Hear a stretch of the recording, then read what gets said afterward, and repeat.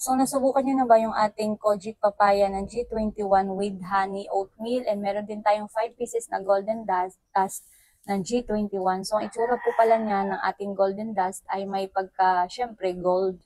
Ayan siya, guys. Tsaka mabango yung kanyang sabon. Nakita nyo naman, di ba? So, ayan siya. And then, yung atin namang Kojic na honey, mabango rin po ito. Ito yung itsura niya. Tapos, yung Kojic sa taas. Tapos, yung pagka-honey naman yung sa baba, ito. Yan siya. Tapos mabango yung amoy nila ha.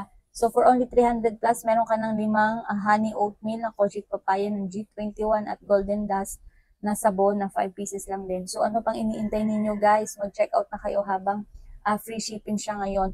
Tapos pwede nyo hati-hatiin ito, tapos ibabad ninyo ng 3 to 5 minutes. Depende na lang sa inyo kung may oras kayo. The more na matagal, the more na maganda, di ba? So, sa paggamit pala nito, hati-hatiin ninyo, ito muna yung gamitin ninyo and then sunod naman ito. So, depende sa gusto ninyo, pareho lang naman itong sabon na maganda. So, go, check out na.